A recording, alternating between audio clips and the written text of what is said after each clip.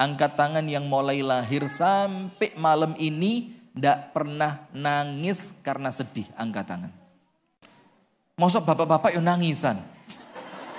Pak, nun sewu pak. Angkat tangan yang tidak pernah nangis karena ditinggal anak, karena ditinggal orang tua, karena bisnis Allah takdirkan bangkrut, karena mungkin Allah takdirkan nas'alullah as-salama, semoga Allah menyelamatkan, Allah takdirkan kecelakaan sampai kehilangan anggota keluar. Coba angkat tangan yang tidak pernah blas, angkat tangan.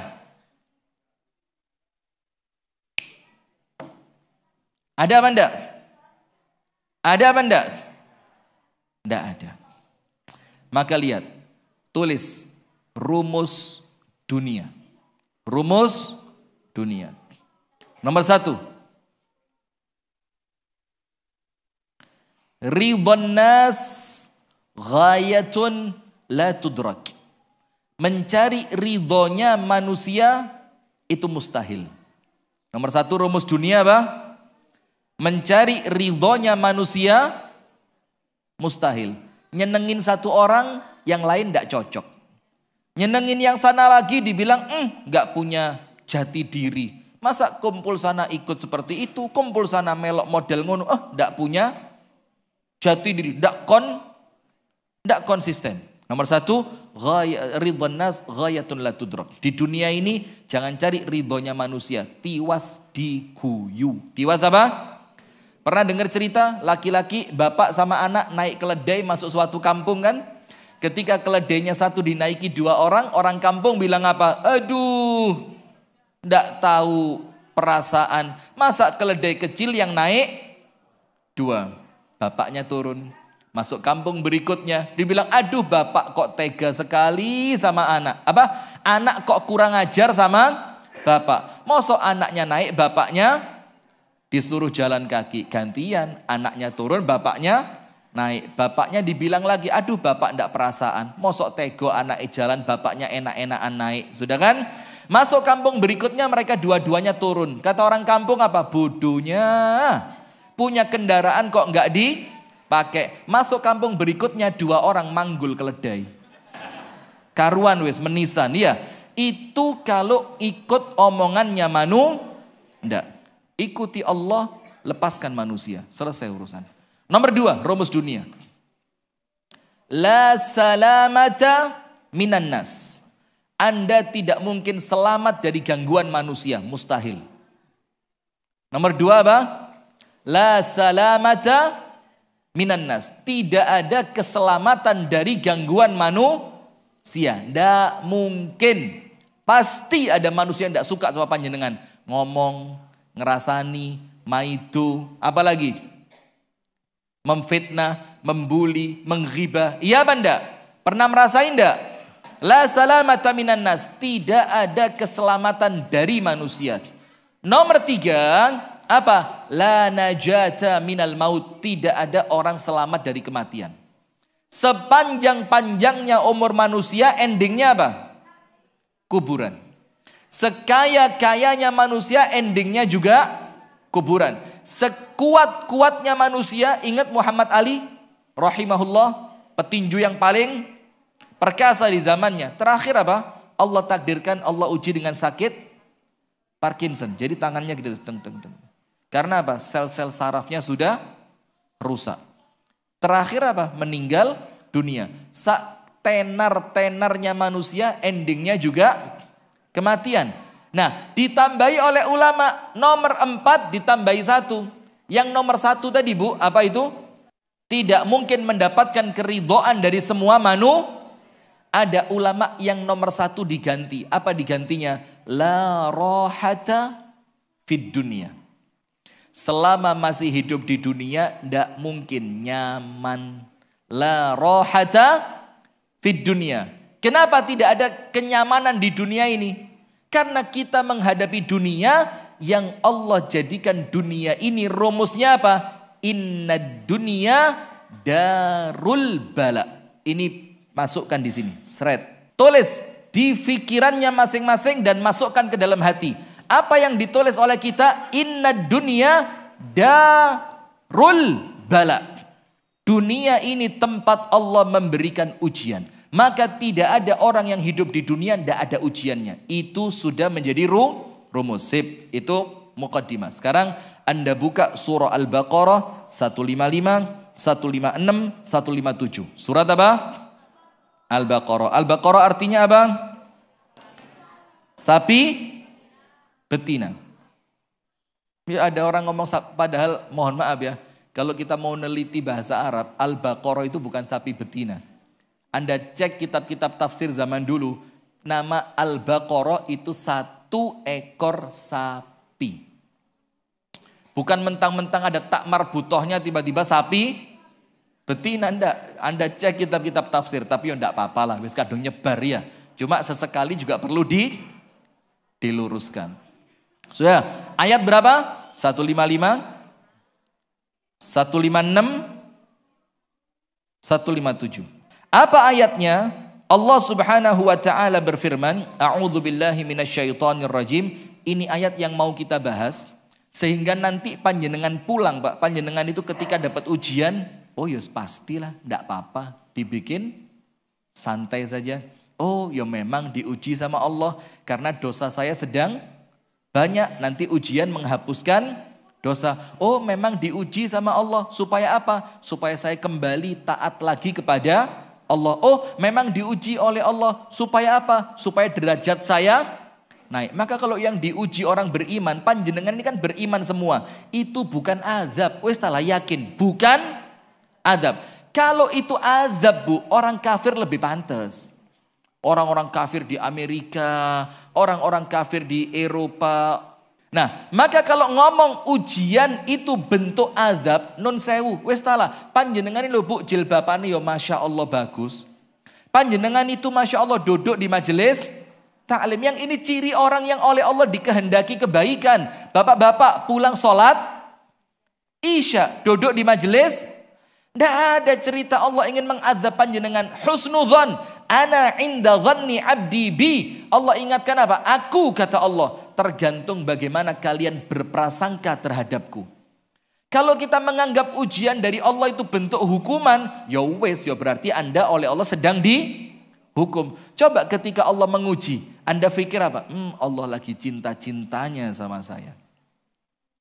Maka yang datang kepada Anda betul-betul cinta dari Allah. Nah, maka nanti kalau ujian itu datangnya kepada orang seperti panjenengan, orang-orang yang beriman, imannya baik, ibadahnya baik, muamalahnya baik, semua tentang dunia dan akhiratnya baik, maka kemungkinannya nomor satu, ujian ketika menimpa orang beriman, kemungkinan nomor satu apa? Ini panjenengan ini. Jangan ketika Anda kena ujian, waduh, Allah jahat betul sama saya. فَأَمَّا الْإِنسَانُ إِذَا مَبْتَلَاهُ رَبُّهُ فَأَكْرَمَهُ وَنَعَّمَهُ فَيَقُولُ رَبِّي أَكْرَمَنْ. Kalau dinikmatkan sama Allah, rezekinya dibikin lancar, kesehatannya sempurna, rumah tangganya baik, angkat tangan. Ini Allah sayang sama saya ini. Tapi sebaliknya, wa amma idza mabtalahu, tidak ada rabbuhu, karena isinya ujian. Karena kalau keburukan tidak mungkin datangnya dari Allah, pasti karena siapa? Karena diri sendiri.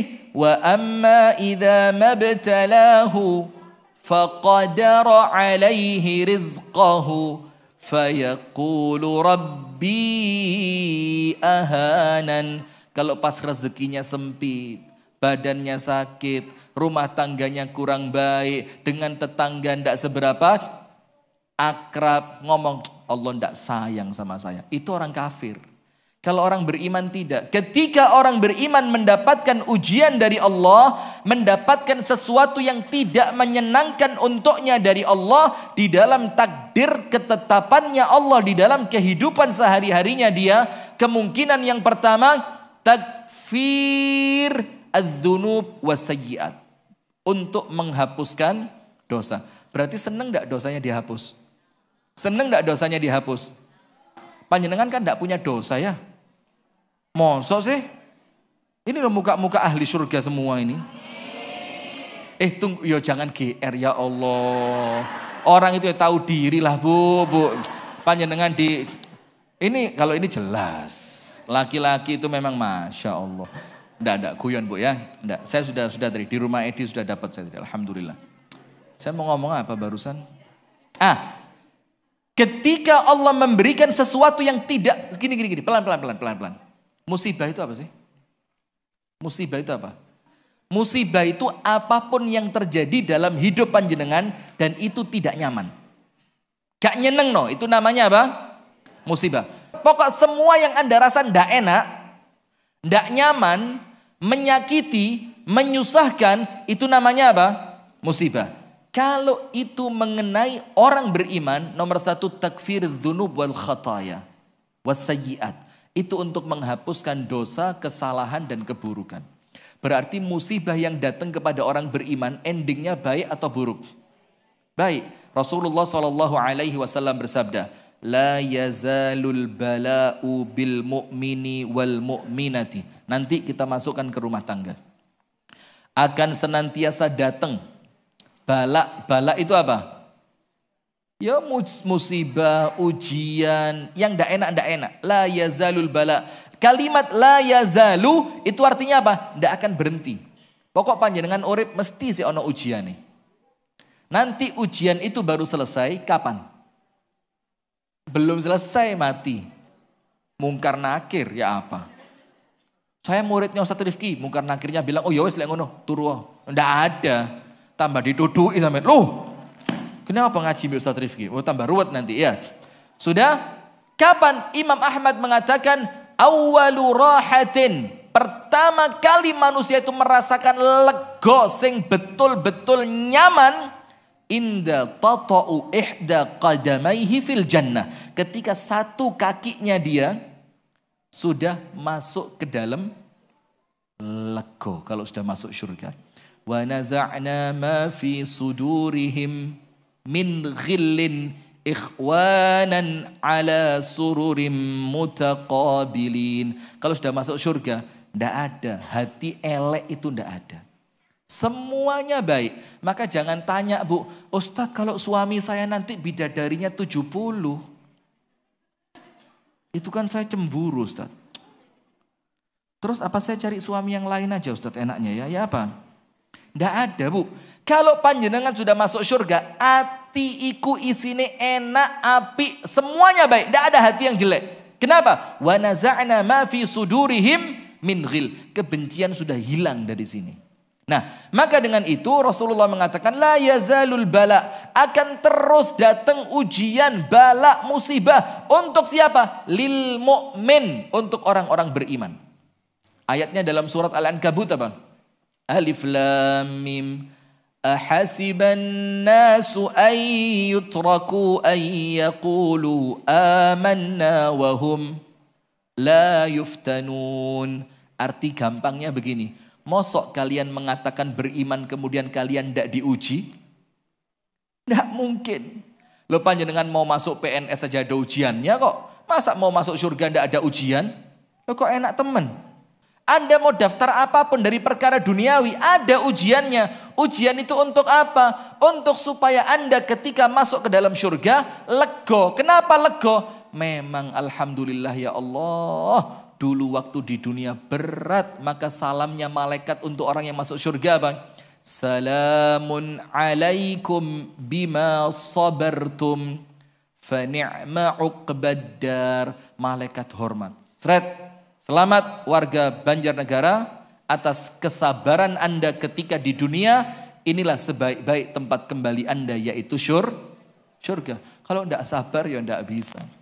Maka la yazal, terus ujian itu tidak akan pernah berhenti. Jadi kalau Anda kepingin ujiannya berhenti, yo maaf, yo yang pinter dikit lah ya. Tidak ada orang, tidak ada ujian itu tidak ada. Fi nafsihi, di dalam dirinya. Dalam diri itu apa? Yo sakit, yo mangkel, yo capek, yo galau, rasa takut. Itu ujian dalam diri. Kepingin sesuatu tapi ngempet. Bu. Kepingin sesuatu tapi ngempet, itu ujian. Itu fi nafsihi, dalam dirinya. Wa malihi, di dalam hartanya. Rumah diambil orang, kita yang kerja, orang lain yang menikmati. kemudian ditipu oleh orang di dalam hartanya, wa waladihi, di dalam anak-anaknya. Anak itu ujian loh Bu. Punya anak ujian, ndak punya anak juga ujian. Ndak punya anak enak apa ndak? Ada orang sudah punya anak ngomong, lebih bagus coba dulu saya ndak punya anak. Coba lihat. Kenapa? Karena anaknya betul-betul jadi ujian. Nah, tapi ingat, semua ujian itu Allah berikan bukan kemudian untuk mengurangi kebaikan Allah kepada kita, tapi untuk nambah kebaikannya Allah. Tujuannya apa? Hatta yalqallaha wa laisa alaihi khati'ah. Sampai kalau nanti dia wafat, berjumpa dengan Allah, dosanya sudah habis. Kenapa? Karena ujian tadi untuk dia menghapuskan dosa. Contoh yang apa sekarang?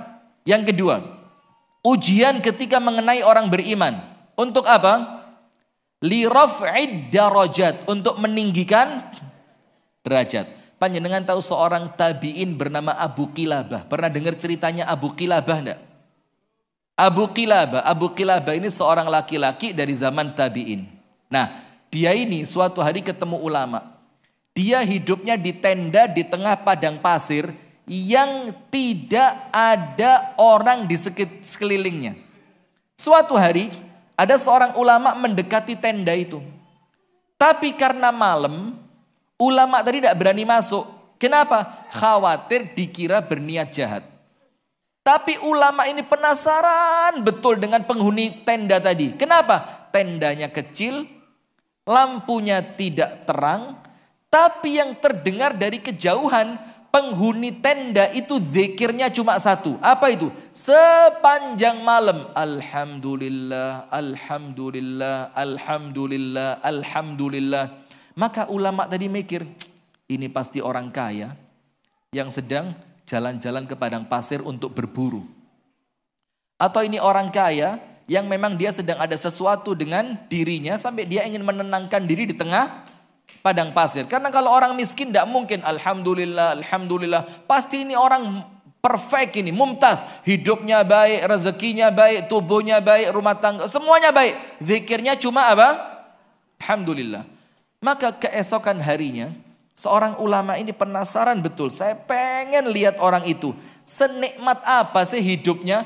Kok sampai sepanjang malam zikirnya cuma? Coba bandingkan dengan panjenengan. Maka membandingkan itu Bu, jangan sama orang yang sempurna secara duniawi, mewek panjenengan. Nangis. Coba lihat hidup kita ini, awalnya semuanya baik. Kapan mulai tidak baik? Ketika ketemu jengsri, lo jengsri jilbabe lo api.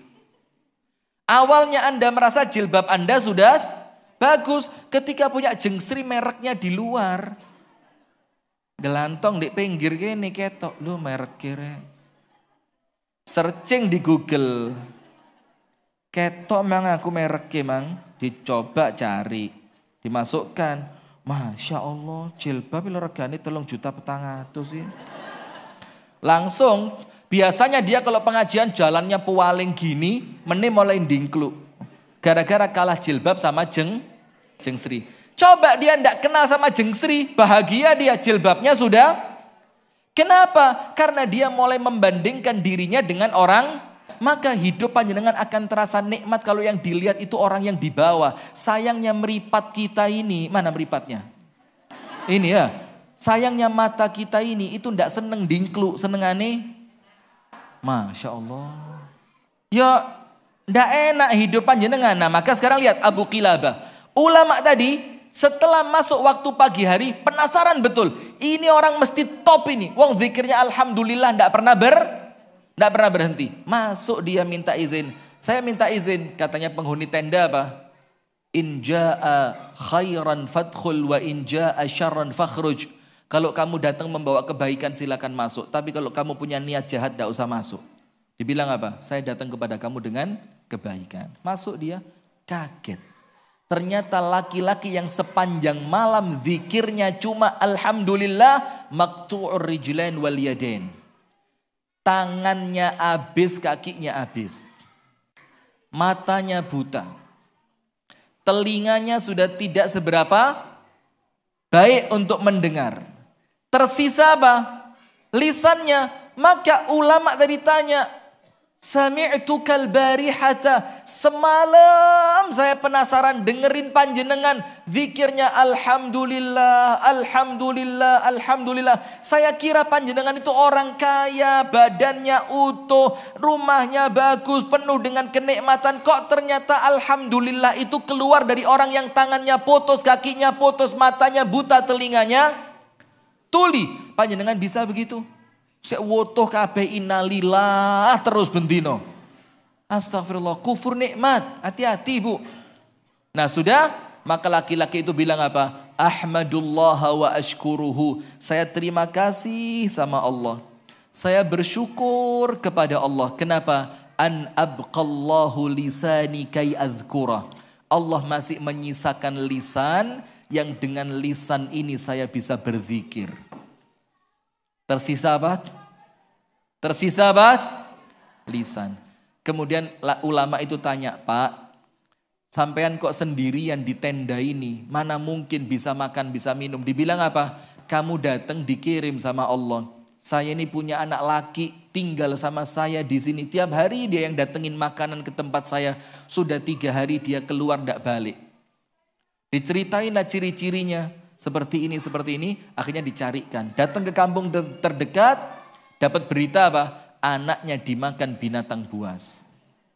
Balik dia ke tenda tadi, Pak, ada berita. Mudah-mudahan kamu sabar dan oleh Allah diganti dengan pahala besar. Pahala besar itu apa? Derajatnya naik. Dibilang apa? Saya dapat berita dari kampung terdekat, anakmu meninggal dimakan binatang buas. Apa ucapannya dia? Alhamdulillah.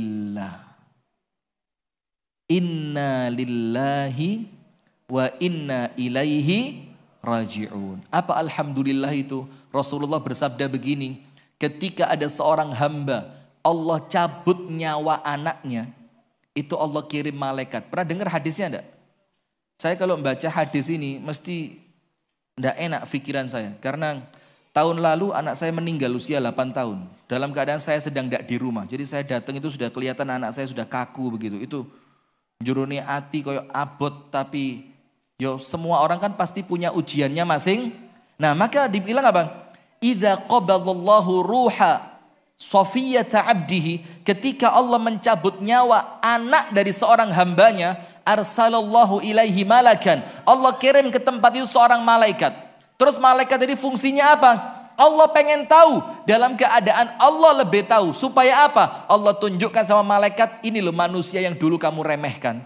Malaikat dulu waktu Allah mau ciptain manusia ngomong apa?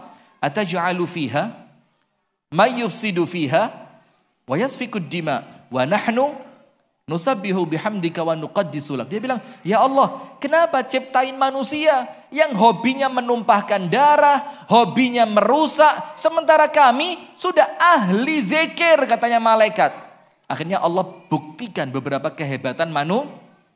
Salah satunya ini, ketika Allah cabut nyawa anak seorang hamba, seret, malaikatnya nungguin, ngomong apa dia? Ternyata dia ucapkan apa? Alhamdulillah. Setelah mengucapkan alhamdulillah, dia ucapkan apa? Inna lillah wa inna ilaihi raji'un. Malaikatnya lapor sama Allah. Allah tanya, qabattum safiyata abdi, kamu cabut nyawa anak dari hambaku itu? Iya ya Allah. Qabattum thamarata fuadi, kamu cabut kekasih hatinya? Malaikatnya bilang, iya ya Allah, kekasih hatinya aku cabut nyawanya. Apa Allah tanya? Madza qala abdi, hambaku ngomong apa? Terus malaikatnya laporan, hamidaka wastarja'. Dia bersyukur kepadamu, memujimu dengan ucapan alhamdulillah, baru setelah itu dia mengucapkan inna lillah wa inna ilaihi rajiun. Apa kata Allah Ta'ala? Ubnu li abdi baitan fil jannati wa sammuhu baital hamd. Bangunkan untuk hambaku tadi itu satu istana di surga, kasih nama istana Alhamdi atau istana pujian. Coba lihat. Nah, maka laki-laki tadi yang tangannya putus, kakinya putus, matanya buta, telinganya tuli, tersisa apa? Lisan. Itu ditanya sama ulama yang datang, kok kamu bisa berzikir sepanjang itu? Dibilang, karena masih tersisa lisan. Coba kalau lisan pun tidak Allah sisakan, saya mau ibadah pakai apa? Lah panjenengan lisan ada, telinga ada, mata ada, tangan ada, kaki ada, mobil punya, rumah punya. Kurang apa? Kurang syukur. Kurang apa? Kurang syukur. Nah, ketika diberitahu anakmu meninggal, dia ucapkan apa? Alhamdulillah, inna lillahi wa inna ilaihi rajiun. Terus laki-laki tadi bilang apa? Pak, berarti kamu tidak boleh tinggal di sini lagi. Bagaimana caranya? Saya siapkan kendaraan, saya angkat kamu untuk pindah ke kampung terdekat biar kamu bisa dirawat oleh mereka. Siap katanya laki-laki itu. Pergi ulama tadi, ketika balik laki-lakinya sudah meninggal dunia. Ini derajatnya sama Allah diangkat luar biasa. Kenapa? Disebutkan dalam hadis riwayat Al-Imam At-Tirmidzi, nanti ketika orang itu di akhirat, apa yang terjadi hadirin sekalian? Maka ketika nanti di hari kiamat, Allah bagi manusia jadi berapa? 2. Tulis, ahlul bala wa ahlul afiyah. Ahlul bala wa ahlul afiyah. Siapa itu ahlul bala dalam hadis riwayat Tirmidzi? Ahlul bala itu orang yang ketika di dunia uripe ndak pernah enak, hidupnya ndak pernah nyaman. Sakit, ndak punya duit, kelaparan, difitnah, ditinggal wafat oleh kekasihnya, ditinggal wafat orang tuanya, anaknya sakit, diuji lewat tetangga. Pokok selama hidup tidak pernah nikmat hidupnya. Mereka ahlul bala. Kemudian ada kelompok yang kedua, namanya ahlul afiyah. Orang yang hidupnya tidak pernah susah. Alah paling sakit cuma pilek titik. Hidup di dunianya enak terus. Ketika bangkit di hari kiamat, Allah pisah 2. Sing di dunia sorot terus kanan. Kok pas ya suami-suami ya? Tidak tahu kenapa suami kok pas. Yang di dunia susah terus kanan. Lihat suami bu, kuru-kuru lihat.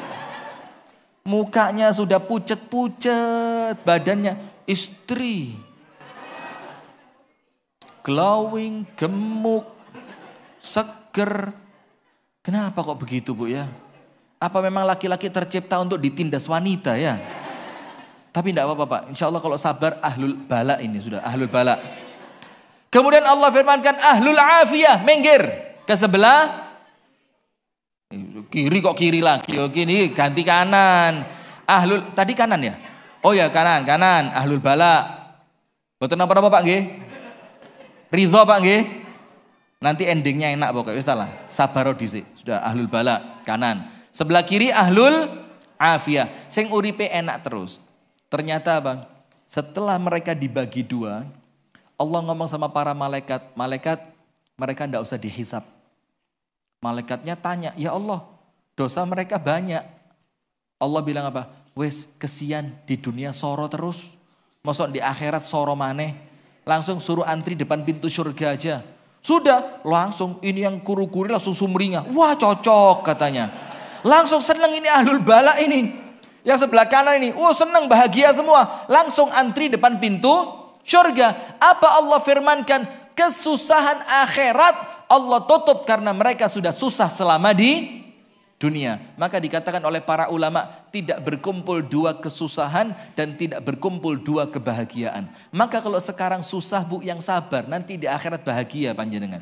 Tapi kalau sekarang bahagia, yang syukur, biar bahagianya tembus ke akhirat. Hati-hati jangan sampai kufur. Karena ada yang namanya istidraj. Apa namanya? Sanastadrijuhum min haitsu la ya'lamun. Kami akan istidraj mereka dalam keadaan mereka tidak sadar. Itulah makanya istidraj itu bikin orang tidak sadar. Baik-baik saja kok. Nah sudah, ganti ahlul afiyah. Apa Allah firmankan? Ahlul afiyah antri ya untuk hisab sebelah sana. Ahlul afiyah lihat, loh ya Allah, yang itu kok enak-enak. Allah bilang apa? Karena mereka sudah susah ketika di dunia. Maka tidak akan bercampur kesusahan dunia dan kesusahan akhirat. Kalian harus antri dulu. Waktu di dunia terlalu nikmat. Sama suami nyentak, njaluk duit dikei terus, jalan-jalan arisan, senam, rekreasi. Apalagi? Maka nanti hisab dulu bu. Loh mosok enak. Kalau laki-laki sudah pak, pokok kita bareng-bareng tak pimpin nanti. Kita langsung masuk surga. Kalau yang ini terus ahlul afiyah bilang apa? Ya Allah, Kembalikan kami ke dunia ya Allah. Balikin ke dunia, tidak apa-apa. Hatta yuqradha bil maqarid. Dan kami ridho ya Allah. Kalau kami kembali di dunia, kulit kami harus disisir pakai sisir besi. Sampai terpisah antara tulang dan dagingnya. Tidak apa-apa. Yang penting apa? Kami dapat seperti ahlul balak yang sekarang langsung masuk. Derajatnya ya apa? Naik. Maka nomor 1 penghapus dosa. Ketemu sama Allah dosanya habis. Kenapa? Karena waktu di dunia banyak ujian. Nomor 2 meningkatkan derajat. Nomor 3 apa itu? Untuk pengingat. Untuk apa? Pengingat. Pengingat itu apa? Supaya panjenengan tidak lalai ketika mulai sholatnya males. Ada masalah, mundur mobil, gak tahu ono pot kembang, lah kok istri ngetokno kembang katanya dijemur mobilnya nabrak pot. Beruok. Padahal pertama ndak pernah ada pot di sebelah situ. Sehingga ketika si suami mundur, yo aman ndak ada pot, kok tiba-tiba istri jemur bunga, bukan pot, bunga, lah pot dijemur. Jemur bunga akhirnya nabrak. Itu jangan langsung teriak, istri ndak tahu diri, ndak. Tapi muhasabah. Ada apa biasanya tidak pernah ada pot di situ kok hari ini ada pot. Muhasabahnya apa? Apa ya ini ya? Ini mesti Allah ngingetin saya ini. Dilihat tadi malam saya melakukan apa. Maka sampai para ulama salaf itu mengatakan ala wa inni a'si rabbi. Aku ini pernah maksiat kepada Allah. Wa ajidu atharaha fi khuluqi dabbati wa mraati. Kalau aku maksiat kata ulama zaman dulu, langsung kelihatan efeknya. Apa efeknya? Tiba-tiba kendaraanku rewel dan akhlaknya istriku jadi rusak. Maka orang beriman itu kalau melihat musibah dalam kehidupannya bukan menyalahkan siapapun tapi langsung introspeksi. Sip, sekarang kita baca ayatnya. Ayat yang pertama surat Al-Baqarah ayat kum. Di sini ada la. La-nya lam litaukid. Pasti. Dan fiil yang dipakai fiil apa? Mudhari. Mudhari itu apa? Sedang terjadi, akan terjadi, dan terus terjadi. Kata kerjanya sedang, akan, dan terus. Berarti mulai sekarang sampai besok, sampai kemudian hari. Wala nabluwannakum, ada nun, nunnya nabluwanna, itu nun taukid artinya pasti, berarti pasti terus menerus sampai mati kami akan uji kalian. Maka ayatnya apa? La tarkabunna tabaqan an tabaq. Apa artinya? Kalian akan meniti satu anak tangga untuk naik menuju anak tangga berikutnya. Apa tafsirnya para ulama? Salah satunya la tarkabunna musibatan tilwal musibah. Kalian akan melewati satu musibah untuk menghadapi musibah yang berikutnya. Ada seorang perempuan jahat suaminya, jahat banget. Dia sampai mikir untuk kabur. Sudah, akhirnya dia sudah bulat tekad. Dia tinggalkan rumah suami menjelang adzan maghrib ketika suaminya belum pulang. Seret pergi dia. Diceritakan oleh Syekh Muhammadil Amin Asy-Shinqiti dalam kitab tafsirnya Adwaul Bayan. Sudah pergi perempuan tadi. Ketika terdengar adzan maghrib, perempuan itu berhenti di suatu masjid. Kemudian perempuan itu sholat berjamaah di masjid tadi. Lihat bu, kabur seiling sholat. Akhirnya perempuan itu sholat. Ternyata pada rokaat yang kedua, imamnya baca surat Al-Balad tadi. Salah satunya apa? La tarkabunna tabaqan an tabaq. Kalian akan melewati satu musibah menuju musibah yang berikutnya. Langsung perempuan itu mikir. Di rumah suami jahat, suami keras itu musibah. Tapi saya sedang pergi meninggalkan musibah untuk datang pada musibah yang lain. Akhirnya perempuan itu balik. Lah daripada saya dapat musibah yang lain dalam keadaan suami tidak ridho, mendingan saya balik ke rumah suami, saya sabar atas musibah dari suami. Akhirnya perempuan itu balik dan dia mendapatkan kebaikan dari Allah. Nah maka itulah orang hidup di dunia ini. Wala nabluwannakum, pasti sama Allah diuji. Tidak ada orang tidak diuji. Ujiannya apa? Bisyai'in, dalam bahasa Arab syai' itu artinya apa? Syai'un yasir, sesuatu yang Kecil. Maka Rasulullah ketika pulang sholat subuh, keliling ke rumah istrinya kan. Rasulullah tanyanya apa? A'indaki syai'un? Ada ndak sesuatu opoi masih kecil walaupun sedikit tapi bisa dimakan. Jadi tanyanya Rasul bukan ada megono. Atau ada gulai kepala kambing. Ada kuah kakap. Ada, enggak pakai. Rasul tanya apa? A'indaki syai'un? Wes salah. Apapun yang penting bisa dimakan. Walaupun cuma sedikit. Istri pertama bilang enggak ada. Pindah. Enggak ada. Enggak ada. Enggak ada. Enggak ada. Enggak ada. Enggak ada. Enggak ada. Sampai istri yang terakhir bilangnya apa? Ma'indana ayya syai'. Enggak punya. Sedikit pun. Apa yang penting iso dimakan enggak ada. Apa jawaban Rasulullah? Idzan ini shaim. Itu loh Pak. Musibah jadi berkah itu. Idzan ini tidak ada masalah. Kalau memang tidak ada yang bisa dimakan, berarti Allah minta saya apa? Selesai apa tidak masalah? Masalahnya selesai, pahala dapat. Bapak-bapak, ono sego goreng. Pak telas. Gereh telas. Tempe goreng. Bakule dereng dugi. Nah, apa hadirin? Ketika tidak ada, ngamuk. Sabar Pak.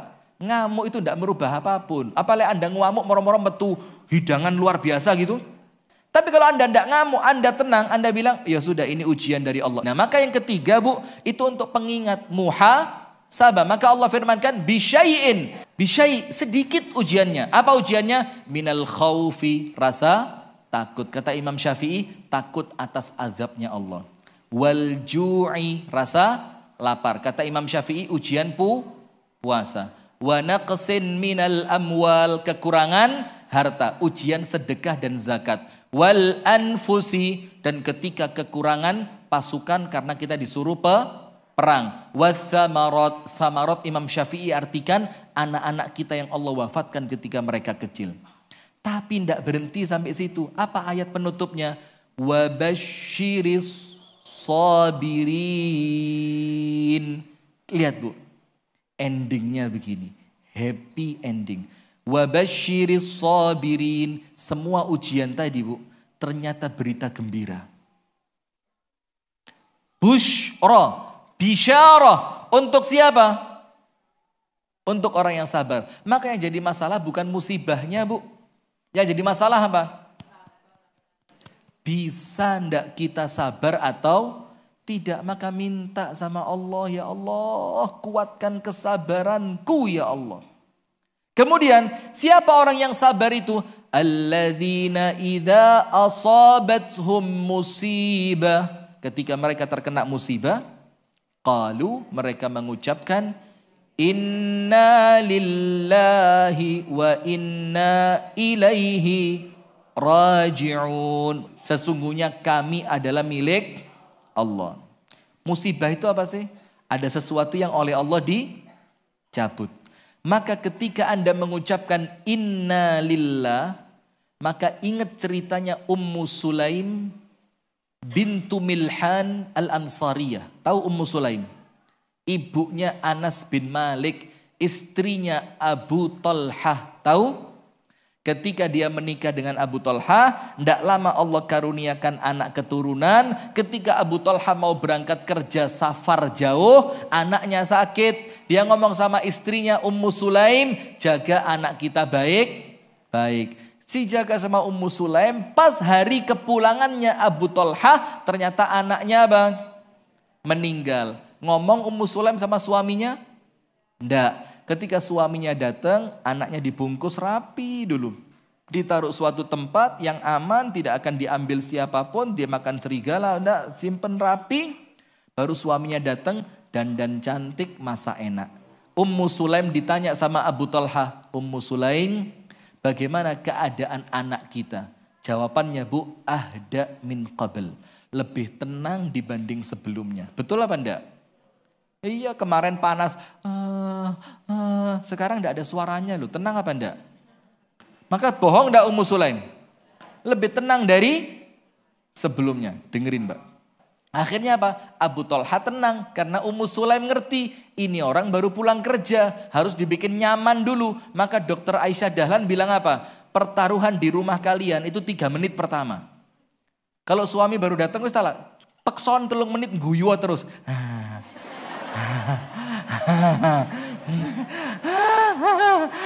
Terus paksain.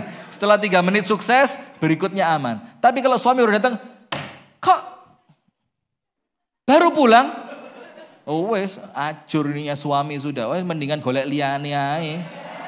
Sudah. Apa yang terjadi? Abu Thalha tenang. Oh, anak kita lebih tenang. Bagus, dikira Abu Thalha anaknya sudah sembuh. Sudah. Akhirnya Abu Thalha makan. Kemudian lama hubungan suami istri dengan Ummu Sulaim. Setelah semuanya selesai, baru ngomong. Ngomongnya pun ada pembukaannya, Bu. Gak langsung, anakmu mati, Mas. Waduh. Gak langsung. Ada pembukaannya. Ngomongnya gini, Mas.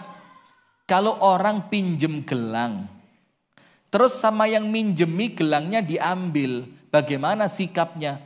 Kata Abu Thalha, ya harus dikembalikan. Wong gelangnya cuma gelang pinjaman. Itu kan pinjaman, bukan hak milik. Kalau yang punya ngambil ya harus dikasihkan. Ummu Sulaim bilang, Mas anak kita itu titipan dari Allah bukan? Iya kita dipinjemi sama Allah. Lah sama Allah diambil ya Mas. Ini mau ngamuk, wes kadung kecentok isin.